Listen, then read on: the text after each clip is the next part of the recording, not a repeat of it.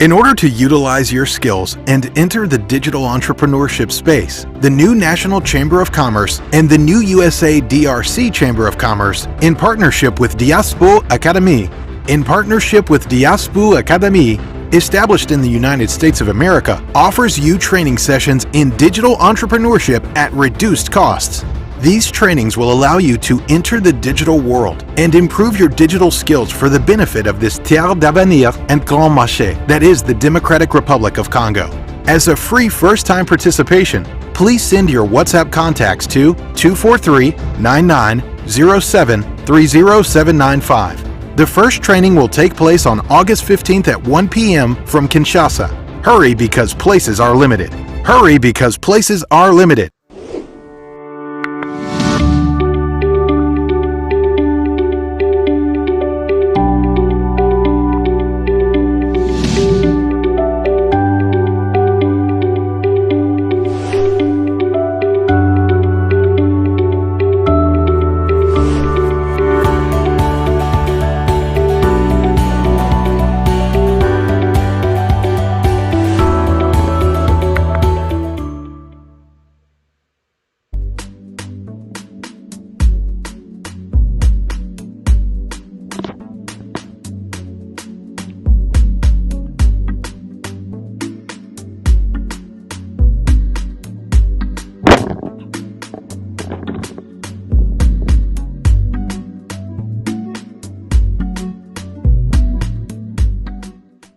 Do you want to promote your business? Do you want to talk about your nonprofit organization? Do you want to talk about your culture? Introducing the online web TV, Afrique Today, Fogham, where you can watch us live at the same time on 4 platforms: Facebook, YouTube, Twitter, and using the Afrique Today app. Download our app today for Android or Apple. Promote your business today. For more information, go to www.afriquetoday.com. Afrique Today, the best of digital TV. L'entrepreneuriat digital vous intéresse-t-il? Vous voulez apprendre à construire des projets digitaux? Aimeriez-vous gagner des revenus passifs conséquents en tout lieu? Voici la plateforme des professionnels du digital, la Diaspo Academy. Ici, vous retrouverez les meilleurs professionnels de la diasporama mondiale connectés sur notre plateforme. Vous allez pouvoir acquérir des formations adéquates qui feront de vous des entrepreneurs digitaux compétents. Étudiants, entrepreneurs, coachs, instructeurs et entreprises, Diaspo Academy est une opportunité pour vous. Elle vous offre la possibilité de suivre votre formation en mode virtuel à partir de chez vous, où que vous soyez sur la planète. Toutes nos formations disponibles en ligne sont dispensées de manière interactive. Il suffit de vous inscrire et vous pourrez les suivre depuis chez vous. Au cours de la formation, vous passerez des quiz et examens selon votre parcours. En outre, à partir de votre tableau de bord, vous suivrez vos performances et progressions. Vous pourrez aussi communiquer avec vos instructeurs et recevoir des notifications. À la fin de votre parcours de formation, vous recevrez un certificat Diaspo Academy Certified. Que vous soyez débutant ou responsable d'entreprise, Diaspo Academy est une opportunité pour vous. Saisissez-la! Enfin, que vous soyez coach ou instructeur, ayez accès à un millier d'étudiants à travers notre plateforme. Merci de choisir Diaspo Academy, le meilleur choix. Pour plus d'informations, allez sur www.diaspoacademy.com. Diaspo Academy, la plateforme des professionnels du digital. Do you want to promote your business? Do you want to talk about your nonprofit organization? Do you want to talk about your culture? Introducing the online web TV, Afrique Today, Fogham, where you can watch us live at the same time on 4 platforms: Facebook, YouTube, Twitter, and using the Afrique Today app. Download our app today for Android or Apple. Promote your business today. For more information, go to www.afriquetoday.com. Afrique Today, the best of digital TV.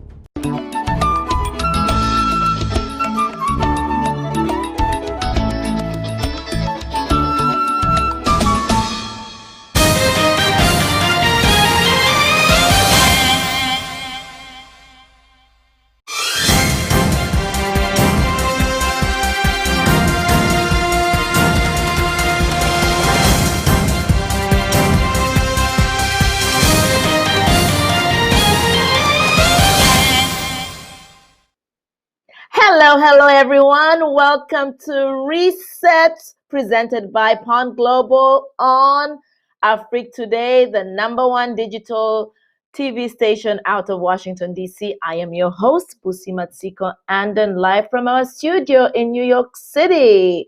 It's a pleasure to see you all, and I can't wait to have this wonderful discussion on Reset. On Reset, we are all about discussing ways we'll be able to deal with the challenges our society is facing during these unprecedented times in history. Reset is focused on career pivot as well as transformation. The coronavirus pandemic has clearly shown us that the world has been brought into a state of hypervigilance. The majority of entrepreneurs and business leaders have been forced to reassess their decisions, their lives, careers, and sometimes their purpose.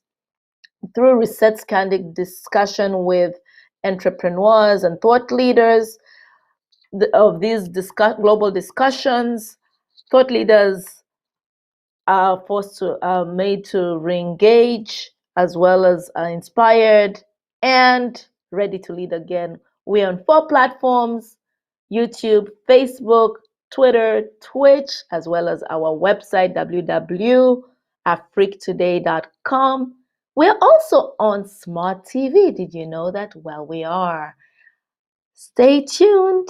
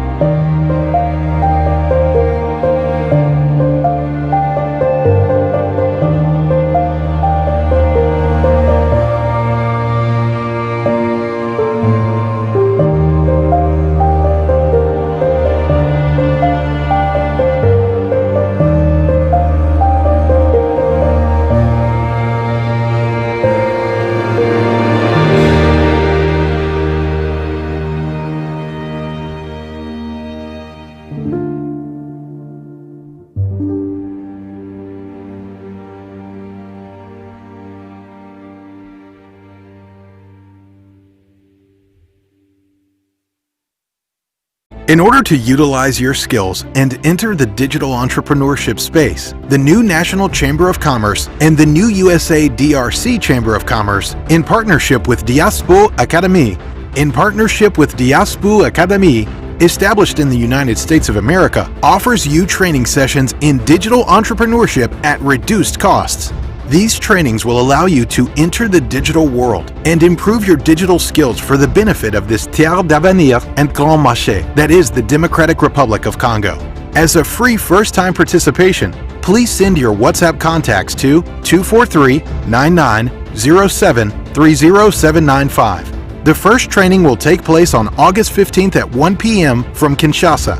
Hurry because places are limited. Hurry because places are limited.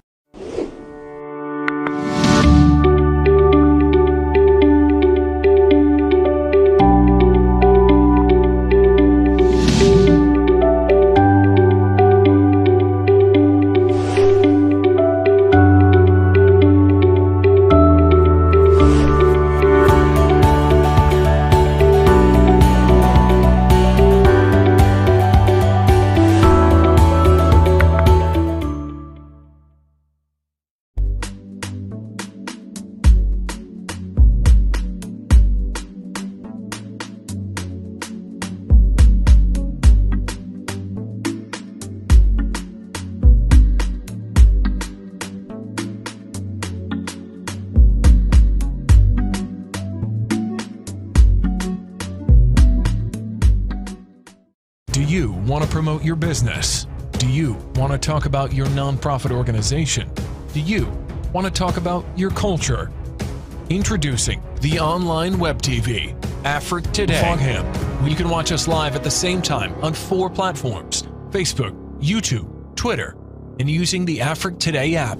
Download our app today for Android or Apple. Promote your business today. For more information, go to www.afriquetoday.com. Afrique Today, the best of digital TV.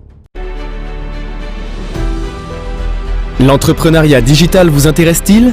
Vous voulez apprendre à construire des projets digitaux? Aimeriez-vous gagner des revenus passifs conséquents en tout lieu? Voici la plateforme des professionnels du digital, la Diaspo Academy. Ici, vous retrouverez les meilleurs professionnels de la diasporama mondiale connectés sur notre plateforme. Vous allez pouvoir acquérir des formations adéquates qui feront de vous des entrepreneurs digitaux compétents. Étudiants, entrepreneurs, coachs, instructeurs et entreprises, Diaspo Academy est une opportunité pour vous. Elle vous offre la possibilité de suivre votre formation en mode virtuel à partir de chez vous, où que vous soyez sur la planète. Toutes nos formations disponibles en ligne sont dispensées de manière interactive. Il suffit de vous inscrire et vous pourrez les suivre depuis chez vous. Au cours de la formation, vous passerez des quiz et examens selon votre parcours. En outre, à partir de votre tableau de bord, vous suivrez vos performances et progressions. Vous pourrez aussi communiquer avec vos instructeurs et recevoir des notifications. À la fin de votre parcours de formation, vous recevrez un certificat Diaspo Academy Certified. Que vous soyez débutant ou responsable d'entreprise, Diaspo Academy est une opportunité pour vous. Saisissez-la! Enfin, que vous soyez coach ou instructeur, ayez accès à un millier d'étudiants à travers notre plateforme. Merci de choisir Diaspo Academy, le meilleur choix. Pour plus d'informations, allez sur www.diaspoacademy.com. Diaspo Academy, la plateforme des professionnels du digital.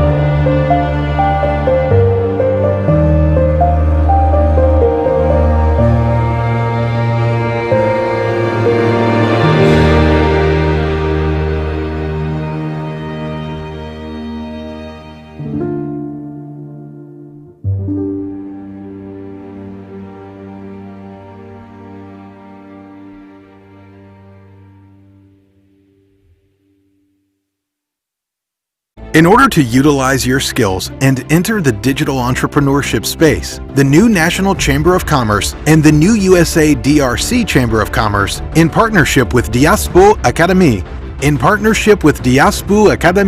established in the United States of America, offers you training sessions in digital entrepreneurship at reduced costs. These trainings will allow you to enter the digital world and improve your digital skills for the benefit of this terre d'avenir and grand marché that is the Democratic Republic of Congo.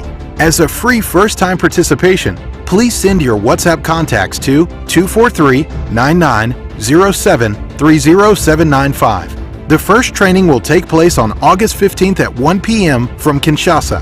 Hurry because places are limited. Hurry because places are limited.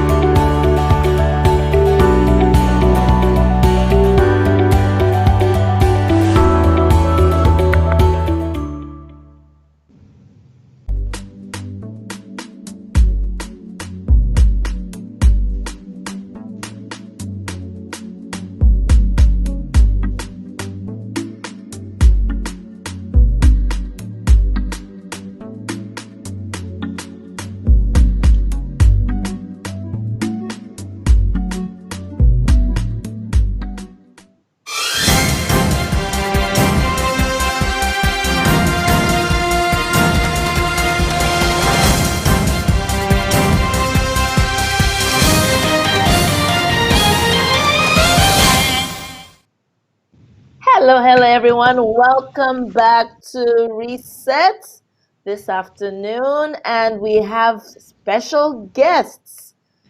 So first, we have Claire Kamanzi, who is the CEO of the Rwanda Development Corporation Board, as well as we have Bohani Mwangwe, who is the Group Head of Sales for Trade and Working Capital at ABSA Group. And we also have Dr. Joy Kategweka, who serves as the Regional Strategic Advisor to the Assistant Administrator and Director, Regional Bureau Africa, United Nations Development Program, UNDP. Welcome, welcome, welcome. Today, we welcome Bohani. How are you? It's a pleasure to see you. Good, and how are you, Lucy? I'm fine, thank you. Yes. Great, thanks. Yes, so we will be talking about a couple of the topic today is the laser-focused collaborations for Africa, the case for diaspora support post COVID-19 recovery, and one of the things we'll be addressing. I will have you and the committee and the other trade experts talk about stuff that His Excellency Wamkele Mene just talked about regarding the AFCTA.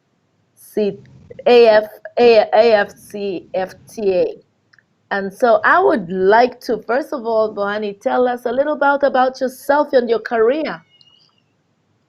Thank you very much. Thank you very much, Busi. Well, my name is Bohani Mngwane, as you said. I am the global head or group head of sales for ABSA Group in the continent. ABSA Group is a banking institution that operates in 12 markets in the continent, but also does business throughout the continent, even in non-presence markets, present in Southern Africa, in particular South Africa, where it's headquartered, and then, of course, in the surrounding countries, Mozambique, Zambia, Botswana, and then the islands of Mauritius and the Seychelles, and in East Africa as well, which is Kenya, Uganda, and Tanzania, and then in West Africa in the form of Ghana and Nigeria.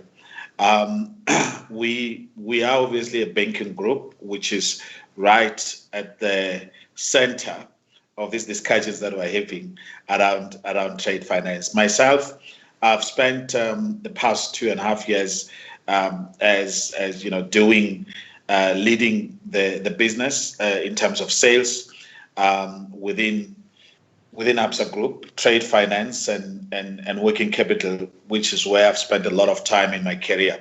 Prior to that, I spent 6 years in Asia, in particular in Hong Kong with the HSBC Group, where I was a director and global product lead for a section of the trade finance business. And then, of course, before that, I had spent some time in South Africa through a few banks, Standard Bank, as well as Citibank at some stage. I have spent a lot of my career in the trade world, in the trade finance space, in the working capital space, in cash management. And the passion of mine, I suppose, in the past few months and years, I suppose, has been regional economic integration, and as it is expressed through the AFCTA today, and what that means for the African continent, the kind of opportunity that is created by that initiative, which is the largest free trade area agreement since the World Trade Organization in 1994, and brings together an economy that's over $4 trillion with a population of over 1 billion people, and presents opportunities for significant development of the African continent in the form of increased trade flows into Africa, in the form of increased investment within the continent, and just increasing the competitiveness of the various economies within the continent. And I suppose now with COVID-19 and the delay that's been brought up by COVID-19 in terms of the implementation, I think there's an issue about us taking a step back and thinking about how we can take advantage of this delay, especially because of the global of the disruptions in the global supply chains that has impacted the continent in terms of us buying a lot of stuff from China and from Asia in general and from other parts of the world, where those delays have meant that we don't get as quick access to essential goods and services as we should, and many other things. And now I think it's time for us to think, how can we take advantage of this disruption? And I suppose, the Secretary General of the AFCFTA, Wamkele Mene, spoke about creation of value chains, regional value chains, and making sure that we can take advantage of already some competitive advantages that exist in some of our regions and some of the countries, such as Kenya in terms of the tech and the mining space in a few countries. In a few countries such as Zambia, Ghana, South Africa, and then of course what we can do even more from an oil and gas perspective in the oil and rich countries such as Nigeria, Angola, and the rest. But I'm going into the detail now. In short, I am. You can say I'm an evangelist for the AFCFTA. I'm a serious proponent and believer in that it's an opportunity for us to actually move the debate and the economic development of the continent to the next level. I know there are concerns, and we'll deal with those concerns as we go. Thank you very much. Thank you so much. And I'm just happy we have the full house. Claire, lovely to see you. And Joy, it's a joy to see you too. I mean, Claire, do us the honor of introducing yourself to the audience and your role and your career, just so you know.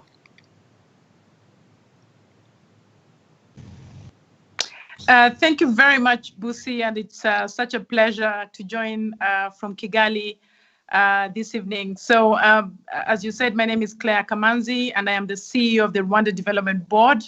My role is to oversee the economic development plans of Rwanda, which is very much centered upon the growth of the private sector. So if you like, we are a one-stop center where we do investment climate reforms. We negotiate on behalf of government, concessions, public-private partnerships. We promote FDI into the country.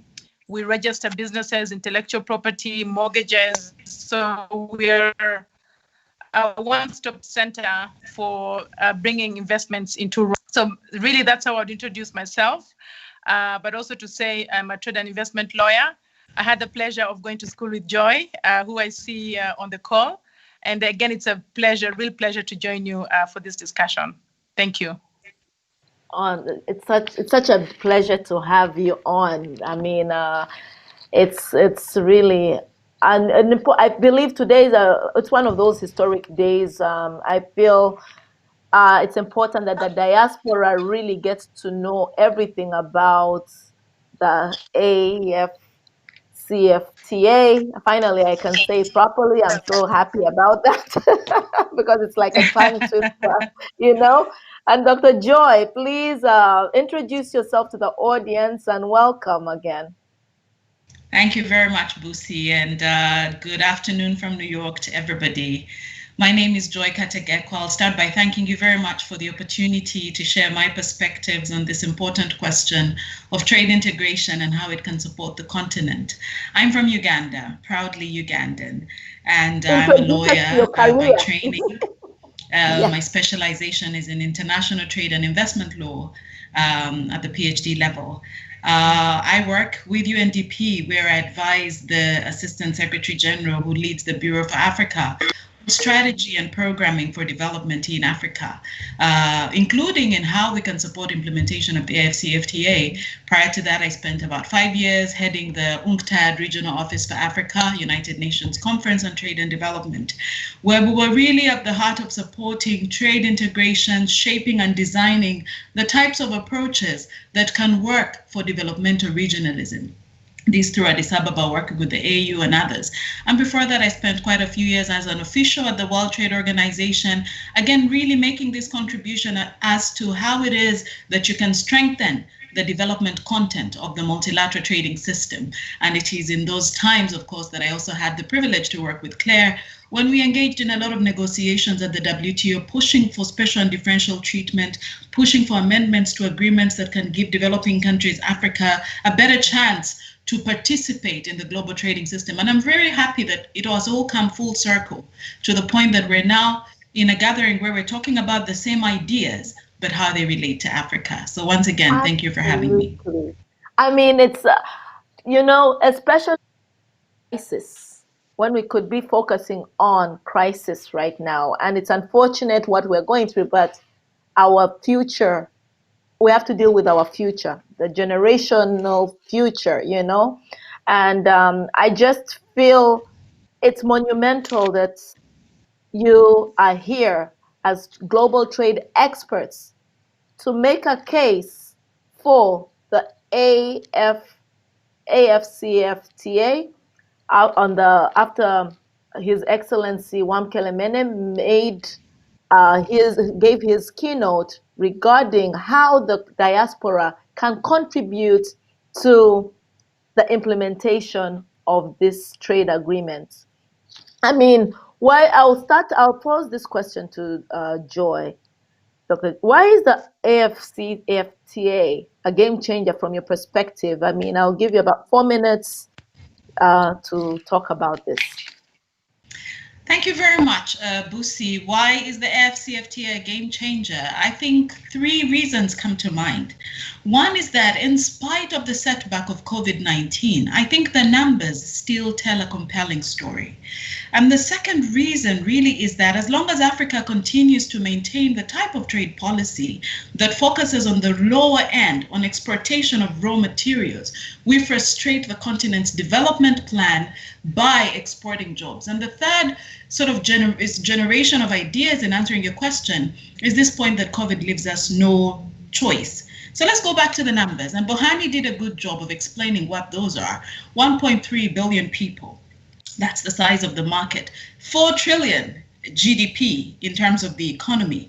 Currently, intra-African trade is at about 17% pre-COVID. What does this tell us? It tells us that the rest of that, towards 100, is exported jobs to the rest of the world. And we need to reach that point where we start to think about the importance of adding value on the continent. There is something interesting about the construct of intra-African trade. When Africa trades with the rest of the world, it trades in raw materials. When Africa trades with other African countries, it is largely value added. And this is important, about 40% value added. This means that we're not exporting sort of cotton, we are exporting t-shirts. It means we're not exporting, leather or leather products. We are exporting shoes, that sort of thing. And the difference between the leather products and the shoes is the jobs, is the wealth, is the livelihoods of Africans. And so that takes me to my second point, that as we move into the dispensation of the AFCFTA, it is precisely designed to frustrate the sorts of trade policies that keep Africans at the lower end. How does it do this? By bringing down tariffs on an initial 90% of tariff lines. This means that in these 90% of tariff lines, we can think about value-added jobs. The coltan example has been used exhaustively, but I still think it's relevant in this context. When you think about the price of coltan, the rare earth that comes out of Rwanda and DRC and Nigeria, I was looking up Statista yesterday. It costs about $123 a kilo. When you think about the price of the iPhone that comes out of the coltan, it costs about $496. The difference, the 356 or so difference in dollars, is the lost wealth of Africa, the donation of Africa to the world. And so the AFCFTA changes that by refocusing opportunities for markets on the continent in that difference. The final point of why it is a game changer is what COVID has demonstrated to us. I think COVID has made it clear that we are on our own as a continent, and that the more we think about shorter value chains, the more we think about investing in jobs on the continent, the better. And so in a sense, we are at that place where before we theorized, before we dreamt, before we knew it was important, now it's a necessity, and therefore the promise of the AFCFTA. Thank you. Absolutely. Well said, Joy. I mean, this for me is those statistics. I mean, you can't make them up, you know. And it's important that we hear this as diasporans. We can do better collectively. Claire, please give us your inputs regarding why you believe this AFCFTA is a game changer in the case of Rwanda as a case study as well as the rest of the world. Thank you very much, Busi. I think that both Bohani and Joy have gone through the economics of it, the single market, the numbers, the GDP that we expect a combined African market would have. So I probably won't underscore the economics of it. But I think there's a very important component, which is the global voice that the AFCFTA would give Africa. Imagine a fully integrated continent that goes to negotiate with the rest of the world. I think this would bring us closer to what we deserve as a continent. Many times when we go to negotiate with other parts of the world, we get the receiving end of the deal because we're negotiating a small country, small region, but imagine a voice of an African market going to negotiate at the World Trade Organization, going to negotiate with the European Union, going to negotiate with North America. Imagine that level of global voice that would have. Truly, Africa would begin to shape global policy and begin to shape the trend of the world, which we don't do as much as we deserve today. So for me, I think in addition to the economics of it, just the fact that we will get a very strong combined global voice is a true game changer that this would bring to us. And the second point that I probably will also just underscore is building on what Joy said about value chains and beginning to produce processed and more valuable products on the continent. I think what is really important is recently the World Bank did a study on the ease of doing business on the African continent. If you look at single countries of the continent, they rank badly. I'm glad to say that Rwanda ranks 38 easiest place to do business in the world. But if you look at many African countries, it's not very good. But if you look at the best part of each African country, Africa would actually be among the top 10, top 15 in the world, which means that within the continent, we have the strength. One country might be good in rule of law. Another country might be good in enforcing contracts. Another country might be good at starting a business. If you get the best that each country has, and you created, let's say, a new country, taking the best of every country would be among the top 10 and the top 15 in the world. So building on the strength of each country is what this CFTA would give us an opportunity to do, and we'll actually be able to do really big things if we combine each other's efforts and optimize them. Thank you. Oh, thank you so much for that case study, as well as tying the numbers to a real life example. And Bohani, do you have anything more to say regarding this question? Look, I mean, both Claire and Joy have spoken very clearly around what this means. I think, as a banker, and when I look at the numbers, and when I do travel in the continent a lot, in Uganda, in Rwanda, and many other parts of the continent, what I find is, and I made this point earlier, by the way, and I think Rwanda is doing a lot of, things that we must also appreciate, because when I, got off the airport, I didn't have to have a visa, for example. And I think I was there sometimes towards the end of last year. I think, but equally so, I know that when I go to Uganda, which I visit about 4 times a year under normal circumstances, I'm able to travel there without any issues. But the point I was making earlier in another session, which was organized by the Dubai International Chamber of Commerce, was that imagine how, as a business sitting outside of Africa, you actually engage with Africa today. You have to deal with 54 sets of regulations. You have to deal with 54 sets of tariffs. You've got to deal with 54 sets of standards, for example. Unbelievable. And what the AFCFTA does is that it standardizes the regulations in terms of trade. It reduces the tariffs in terms of, it makes it easier so that you know when you come into the continent what the applicable tariffs would be. And it ensures that we also are able to stick to certain standards acceptable to whoever our partners are in the world. And I think to the point that I think Joy spoke about in terms of the lost wealth and the lost jobs and economic opportunity. The reality of where we are today is we know this for a fact. I mean, we prize buying stuff from the rest of the world, but we already produce stuff in the continent. And I think there will be a point where we have to go through a mind shift as the continent. And I think part of that for me, it's the enforcement of the same standards, because that means that it doesn't matter whether I'm getting something from Rwanda, Ghana, Uganda, Kenya, Ethiopia, wherever, it is to the same standard as agreed within the AFCFTA. So I think for me, I'm very excited about this. I think it is time now to move this to the next step, which is the hard part, the implementation part.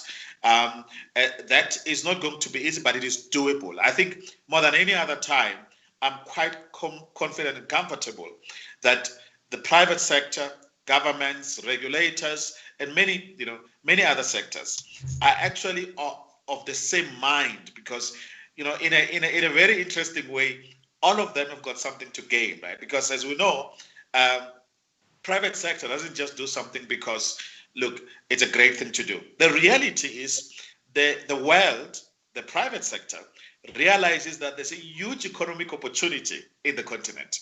So this is not just about, the AFCFTA is a great thing to do, is the next logical thing to do. It's about the fact that there is value that the private sector would be able to extract for themselves, even more value within the continent than in the absence of the AFCFTA. Wonderful. I mean, how insightful.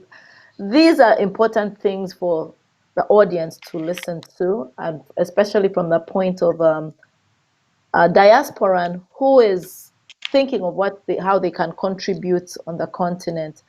One of the things I would like to really ask you, and I'll pose it to Claire first. What have been some of the challenges, at least 3 top challenges, with regards to this AFCFTA,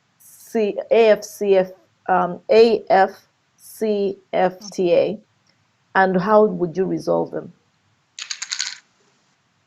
I want to pick up from the point that Bohani finished with, this issue of mindset.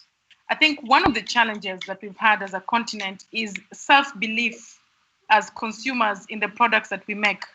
I think there is a strong mindset that if you want very good quality products, you go somewhere else and get them from those other countries, and doubting the quality of products that we have, even as consumers. I believe that the CFTA is going to give an opportunity for a stronger demand of our product, and an opportunity for the private sector that Bohani was talking about to actually prove to the consumers of Africa that you can get good quality products that are made in Africa. I think that mindset shift and building of pride, if you like, and self-belief in the products that we make is extremely important. I think that is one of the most important things that the CFTA is going to give us an opportunity to change, so that we don't always have to think that if you want good quality products and services, you have to look outside the continent, but you can actually get those good quality products as consumers on the continent. The second one is also around a challenge of infrastructure. I think one of the difficult challenges that the private sector has faced with trading within the continent has been having sufficient infrastructure, whether it's a road network or rail network or even aviation moving within the African continent. And I think we've all had stories about how it's 3, 4, 5 times more expensive sometimes to go to a country that is very close to you compared to going to Europe or going to other places in the world. So I think an opportunity that is catalyzed by the demand that the CFTA will create will be to really invest finally in our infrastructure to make sure that goods can move. And hopefully that's going to be one of the biggest success stories that we'll see coming from a big demand that the CFTA brings for entrepreneurs on the continent. Thank you. Thank you so much. I mean, I'm sure after the break, we are going to go into more about the CFTA, and I'm enjoying this discussion already, and I'm sure the audience is, and it's very enlightening. Thank you. Stay tuned.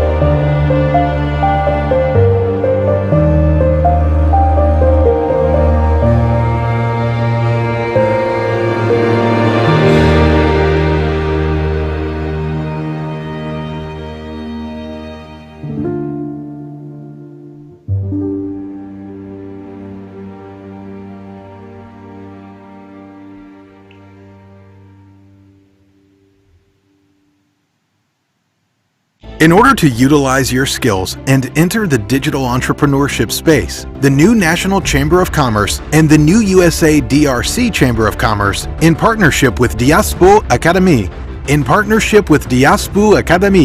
established in the United States of America, offers you training sessions in digital entrepreneurship at reduced costs. These trainings will allow you to enter the digital world and improve your digital skills for the benefit of this terre d'avenir and grand marché that is the Democratic Republic of Congo.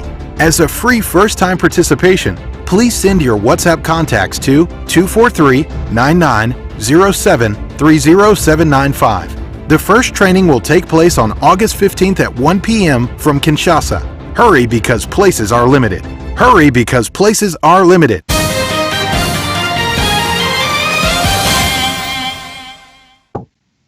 Welcome back, everyone, to Reset, presented by Pond Global. We've been having amazing discussions regarding the CFTA with Claire Kamanzi, the CEO of the Rwanda Development Board, as well as Bohani Hwangwe, who happens to be the Global Head of Sales, Trade and Working Capital of the AFCTA Group, and Dr. Joy Kategweka, who is the Strategic Advisor to the Strategic Regional Advisor, UNDP. I welcome you back, my dear guests. I was still asking a question, and Joy, this was regarding the top challenges. Do you find the same top 3 challenges to be the case, or do you have other challenges you think are your top 3 challenges? Thank you, Busi, and thank you very much. Thank you very much also, Claire, for really highlighting this mindset question. I think it's pertinent. I'd like to complement that by stressing 3 points. One is the meat on the bones. The AFCFTA needs to be concluded in a manner that gives true meaning to that which Africa needs to utilize right now. as a rescue package out of COVID-19. By this, I mean that the initial 90% of tariff lines must really be those tariff lines on which intra-African trade takes place. For I think it will be problematic if in the first set of goal, we exclude that which can trigger the development we're hoping to happen. So that's the first point.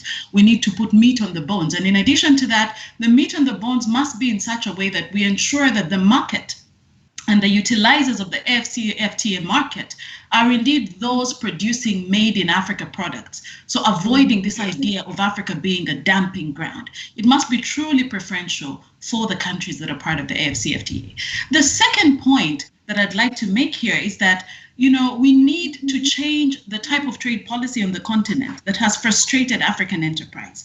And by this, I mean the type of trade policy that is quiet to dumping, the type of trade policy that overtaxes those who are trying to engage in intra-African trade. Right now, intra-African trade has about an average of 6% in trade in goods as an average across the continent. It is no surprise, therefore, that we're looking only at 17%.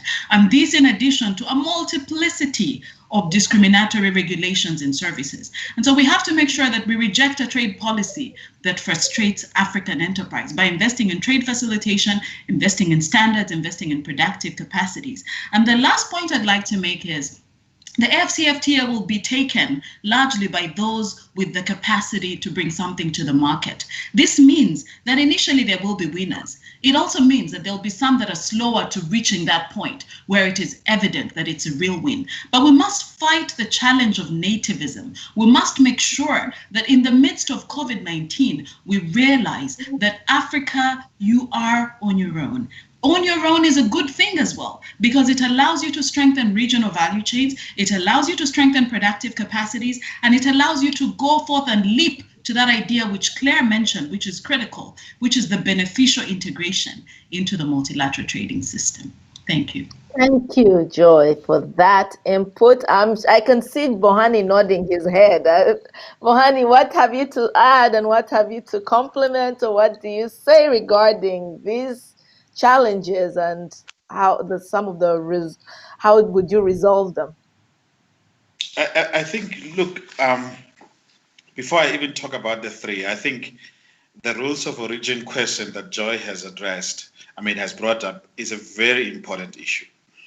And as you know, there are basically two issues that are being resolved now that we must also thank COVID-19 in a way in terms of the delay, because chances are we would have struggled to meet the 1 July deadline. We could have met it. And those two critical issues is the agreement on the 90% of the goods and services where we should be applied zero tariffs. Obviously, there's a lot of back and forth, and it's quite a detailed process. But the second issue there, it's the rules of origin question, because you don't want a scenario where 95% of the car is made in another country outside of Africa, and then they bring it and then do a little bit of stuff, and then it's written made in Uganda, right? I think that's important because the value, therefore, it's coming already 95% there.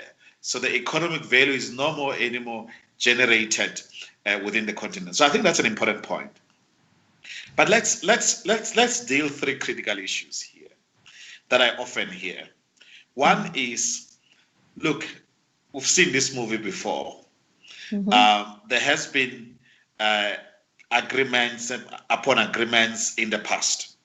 Yes. And Africa has signed a lot of agreements, but without any implementation. And I think that's a fair criticism. I mean, we must at first appreciate the fact that it's a fair criticism. But I think it's important to note that this is more than a paper, for the simple reason that there is a real economic benefit, yes, which the private sector, many corporates in the continent would be building in on their long-term plans, and therefore requiring the implementation of the AFCFTA for them to be able to achieve those levels of growth that they have promised their shareholders, right? So on the one hand, why I think this is important is because it's driven by both the private sector and the governments. The governments need it because there's a realization that we need to grow the economies. And we need to grow the economies at the levels at which would be able to absorb the high levels of unemployment that we have. And we need to expand the economy to many sectors across multiple, across multiple levels beyond the beyond the primary level. Yes. So that's the first point.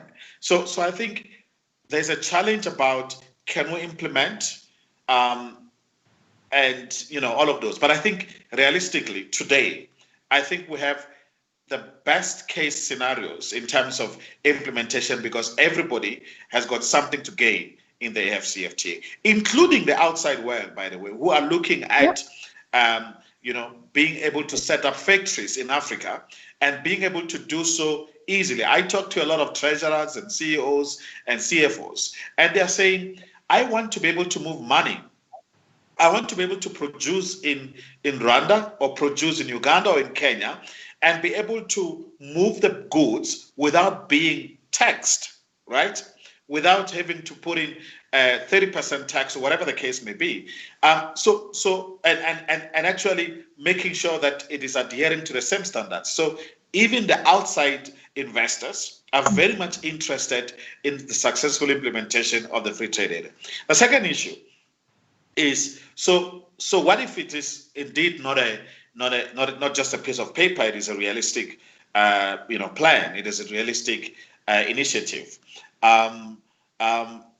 But can the continent implement such a complex initiative? Because I think we must accept that when you draw 54 countries and say, let's agree, let's do 1, 2, 3, 4, then to the outside world, it appears very complicated. And I was saying earlier in the early session I was referring to, that you must remember that the AFCFTA is technically, and I think Joy would probably add more into this, is technically the coming together of about 8 regional economic zones, which within themselves, some of them, have got a very high degree of free trade, right? So whether it is the East African Community or SADC or ECOWAS or that. So in essence, what you're then talking about is how do you then bring all of these 8 together? So it is not as huge a task as bringing together 54 economic countries or countries into agreeing and implementing. It is rather using existing infrastructure, which has worked to an extent in certain countries, in certain regions. And I think, there are other things like, which we must agree, political will and all of those kinds of things. I won't get into that, but I think political will is driven by many other things. We know that. The last point I want to touch on would be, and I think, I don't remember whether it's Joy or Claire who touched on this. So the AFCFTA will benefit the bigger countries first, and maybe more, Nigeria, South Africa, Morocco, Ghana, Kenya, and the rest. Now, it's an important point because we must learn from the EU, right? And I think those that have concerns, I've had people come to me and say, I'm from Malawi. I can't see us playing, and basically just saying to everybody, now we can produce and sell at the same tariffs as, let's say, Kenya does for the same product. They are ahead of us in terms of some of these things. And I think those are very valid questions. So I think there has to be a lot more attention paid. And I know that there is already as part of the agreement in terms of what some of the concessions that have been made to the least developed countries in that agreement or that are being negotiated on. But I think it's an important aspect which, if you don't realize, you start to have people in the medium term to long term, after having joined, wanting to say, no, I think we want to negotiate our own bilateral agreement because we're not benefiting as a country, because Maybe we don't have any competitiveness. We're competing with somebody who's got very cheap labor than we don't have. So I think those are very important points. So I would think those are some of the three things that oftentimes when I'm talking in various forums do get brought up. And I think they are really good questions that we must engage and be able to respond to appropriately. Thank you.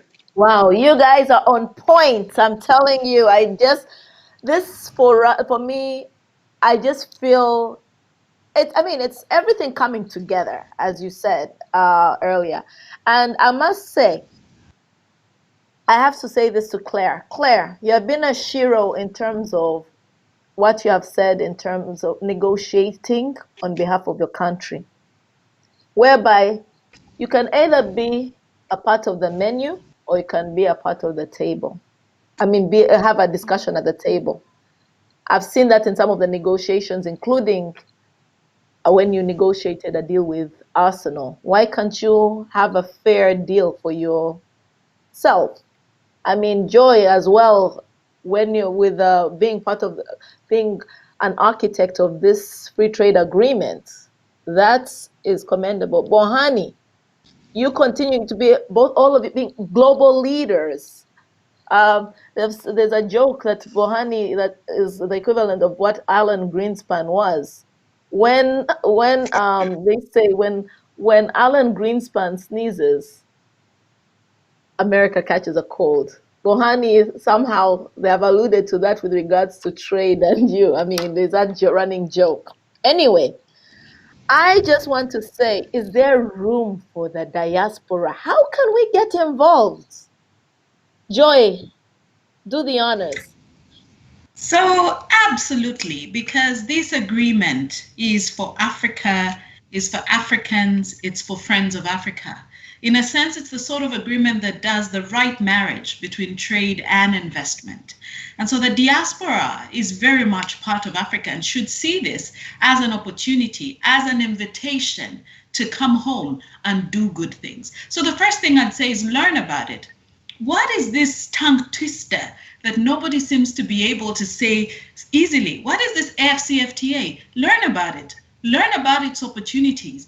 Break down what that 90% means. Understand what we mean when we say there are 5 priority sectors: finance, professional, tourism, telecommunications. See how you fit in there. So that's the first thing. You can't utilize if you don't know. Know, learn, get the knowledge. The second point I'd like to say is invest in it. Pool money together. There's so many ways in which resources are innovatively brought together. But as I alluded to earlier, the AFCFTA is only as good as those who have a product to sell. Be that group that invests in creating a product to sell. That's critical. Finance around creating a product to sell in the intra-African market. And my final point is come home. Be part of it. Engage. Bring your skills, bring your technology, bring your zeal, bring your passion for Africa, because we will not see Africa's promise if we, the Africans, remain far from it. So come, be part of the change. Thank you. Wonderful. Claire, what's your insight on this? Thank you, Busi. I think Joy has really covered it very well in terms of what the diaspora can contribute. But before I give my own insight on that, I wanted to share the optimism that Bohani had about this time round. Is Africa serious about what it's doing? We actually expect results. And I've been very fortunate to see my president work on reforming the African Union. And I have seen a very renewed, not just commitment, but also energy that my president and other heads of state of the African continent, including the current chair, President of South Africa, are putting in making the African Union a lot more effective than it has been in the past. And my president led a team of experts, both in the private sector, like Mr. Strive Masiwe from Zimbabwe, or even experts such as Vera Songwe from the Economic Commission for Africa, the current Minister of Finance of South Africa. He led a team of experts who worked on what would it look like if Africa were to be a lot more effective, but also a lot more serious about integration. And one of the things that I really like about the reforms that they agreed upon was Africa financing the integration agenda for Africa, we agreed that every country will contribute at 0.2% levy that would go to financing the African Union, so we can actually define and finance our future, not wait for somebody to give us money and determine how we use that money. I think there's a very, very strong reason to believe in the optimism that this time round we're serious. Our heads of state are serious. We're working with the private sector, like Bohani said, but also the people of Africa are actually contributing ideas to the future that they want to see the continent have. So I wanted to first highlight and share that optimism that I was very glad to hear Bohani explain. Now, on the issue about how the diaspora can contribute, Joy did talk about investing. I think that's really important. We've seen the African diaspora send remittances. You know, when you look at between 2000 and 2018, that number doubled from about $4.8 billion to $48 billion. So there's already a strong investment that the diaspora are contributing to the African continent. Now, can you invest in those products that can actually sell across different countries? Like Joy said, I won't repeat that, but just emphasize that investing is one place. Now, how do you invest? Take advantage of resources that different countries have. If you want to invest in Rwanda, for example, even if you don't know so much about the CFTO, you don't know so much about investing in Rwanda, we have organizations such as the one that I lead, the Rwanda Development Board. Our job is to make it easy for you, give you resources, give you information, guide you where the opportunities are so that you can actually make a decision that is informed. So use resources such as the Rwanda Development Board to learn how you can do that. And while you're at it, we even make it easy for you. My example in Rwanda is if you want to start a business, if you've made a decision to start a business, you don't even have to fly to Rwanda to open a company. You can do that from wherever you are in the US. All you need is internet. Go online, and we've automated the process to start a business. It only takes 6 hours to start a business in Rwanda. So take advantage of these resources that we've invested to make it easy for you as investors from the continent, but also investors from all over the world. Expertise and skills, again, Joy talked about this. This is very important for me. Many of you are very highly skilled and contributing to the economies that you're in, but you can also bring those skills here. You can bring, you know, whether you're in medicine or accountants or lawyers or technology, ICT, software programmers, there's opportunity for each of those skills here. Bring them here, and I think apart from making money and getting a salary, I think there's an added source of pride, which is you're actually building your economy. Rwandans, we take a lot of pride in contributing as citizens of Rwanda to see that our economy is growing from a very low base to something that is growing and at an average of 8%. It's a source of pride for us Rwandans that we are the ones contributing to that growth, that our people, both in Rwanda and in diaspora, are very directly engaged in that. But let me end with one last point. You are our ambassadors where you are as diaspora. People talk to you, they ask you about your country. They ask you what it's like to live in your country. They'll ask you about opportunities. They'll ask you about your experiences. The answer that you give as an ambassador of Africa, wherever you are, is extremely important. Yes. I hope that all of you can learn about what works and what doesn't work. And you're the first people that will be our goodwill ambassadors out there. Please use your unique opportunity to really showcase and position Africa very well. We count on you as diaspora. Thank you. Oh, wow. I've even got goosebumps hearing that because it's very profound. If you say things, focus on the negative out of the continent, that's what's the perception that will continue to stick in people's mindsets. But if you share what's good, the good that they never show you about Africa, you're going to change mindsets. And that's profound. Even just changing the mindset of one person can effect change. Can you imagine? And that's the beauty of, I'm sorry about these Zoom, people can say they are zoomed out, zoomed in and that kind of thing. But guess what? It's bringing these discussions. It's showing the brilliance out of the continent. I was part of Forbes digital accelerator program out of Nigeria. Amazing companies involved, over 200 companies out of Nigeria. Can you believe that? But it's now that technology is bridging the gap. I mean, that's the beauty of the 4IR for me. That's what I think. Bohani, please take the home run with regards to this statement regarding the diaspora and what we can do. Look, thank you very much. And I think Claire ended where I wanted to start. I spent 6 years in Hong Kong, traveling in Asia and in Europe and in the Middle East. And in that time, I met a lot of Africans, fellow Africans. And whenever I would, sit down with someone, I could tell in less than a minute if we're going to strike it, or you know what, it's good that we know each other and leave it there. And part of it, a lot of it had to do with how pessimistic or optimistic the person was about the continent. It is not about ignoring the realities. It is about the fact that there's a narrative out there which is not based on reality. And I'll give you a reason why. If you look at Africa today, the number of active conflicts today versus 20 years back, if you look at the pre-COVID, the fastest growing economies in the world, 6 were in Africa. If you look at the level of development, and Claire spoke about some of the things that have happened within the AU. Now, we need the facts. We need the facts. So my expectation on the diaspora is get the facts,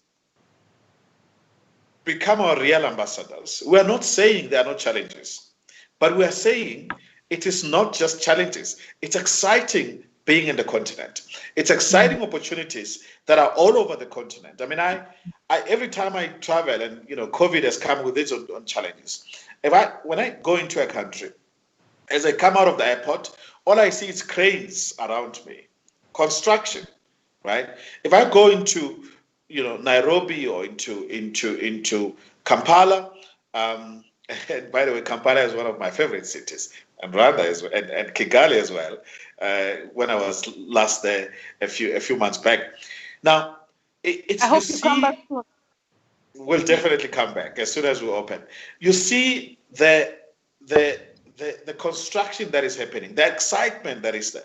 When I look at that, and I look at how some of the people in the diaspora talk, that I met at least, I'm like, it's chalk and cheese. So I think my expectation would be, and my request, my humble request to my brothers and sisters, it's learn about the continent. Don't just read the headlines, because I mean, amongst the 4 of us here, we know very well that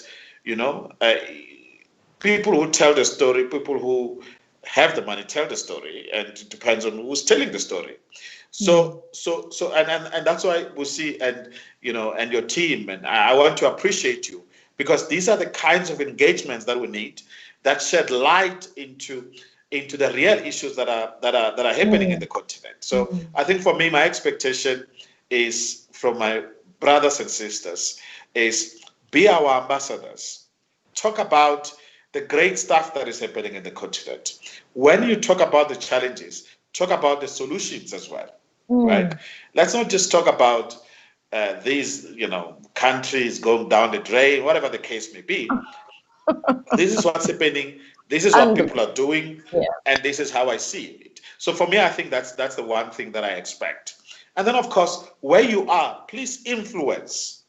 As I close on this issue, in my last job in Hong Kong, I always was always carrying a paper to draw a map of Africa, because people don't know. And I say, draw a map and say, oh yeah, no, that is Ghana there, and there is Uganda. Educate them. We need to educate people and influence. When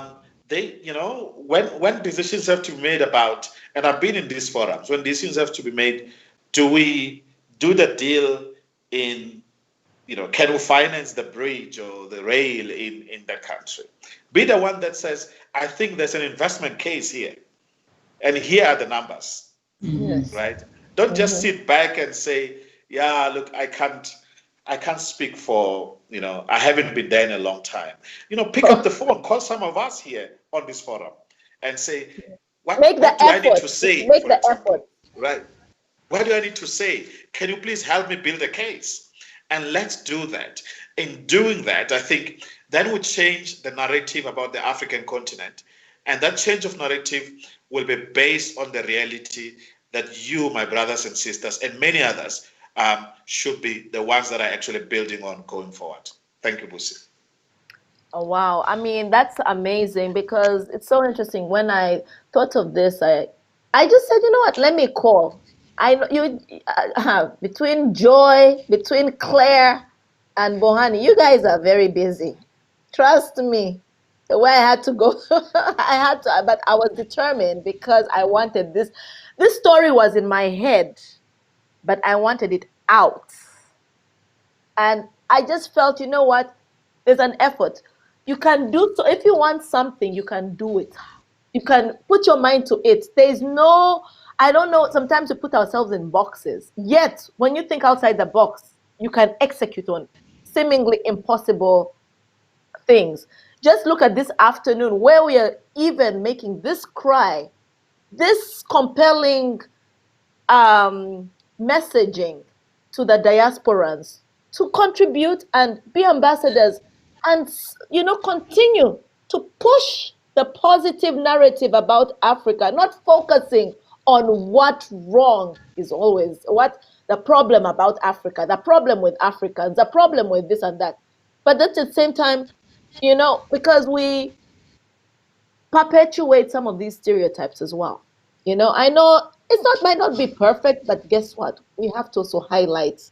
We have to focus on positives. That's why it's like a family. You don't focus on airing your dirty linen all the time. You focus on the positives, and then you know what? You work through the kinks. I mean, Bohani, one of the things I have known about you is you have pushed for women, especially in trade. What are the opportunities? I continue to ask you. Look, it's a subject that is very close to my heart.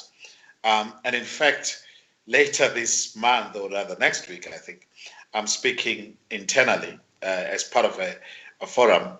And I'm talking about the fact that it's easier to talk, but the proof is in the pudding. And for me, it's important. I think, you know, I'm actually very excited about this panel because one of the things that I say very clearly out there is if I'm invited to any forum and it's only males, sorry, I'm not coming to that forum. Because I've got a daughter. I've got a 12-year-old daughter. And I talk about the fact that she can do anything. She's as gifted as my son who's 8.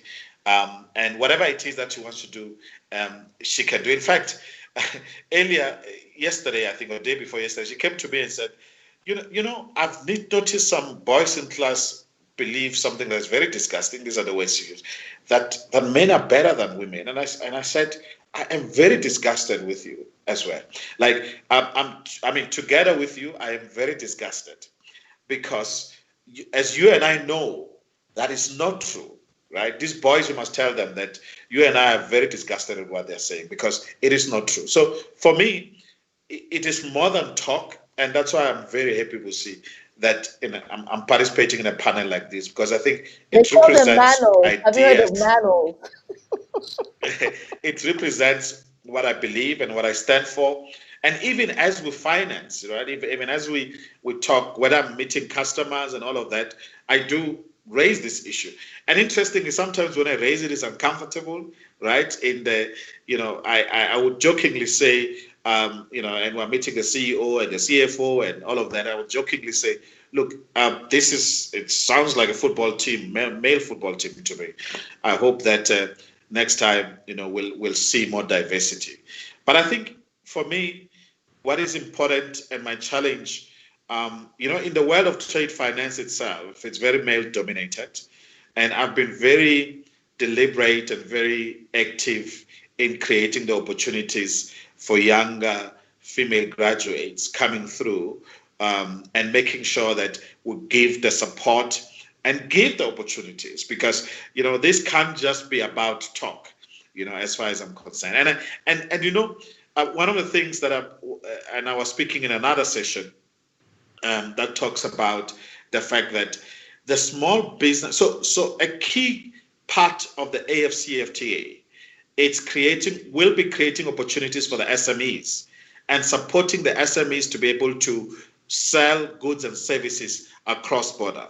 And a core of the SMEs in most of our places, in most of our countries, are run by women.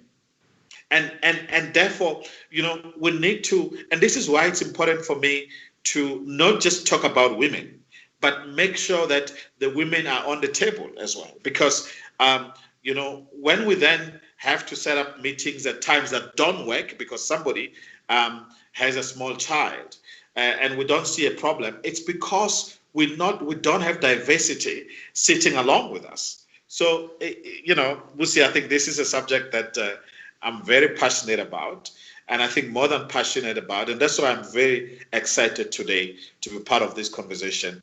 And I'm sure this is not the last time we engage with Claire and Joy. I'll seek opportunities when I come into the countries to make sure that we engage and find even more ways to get.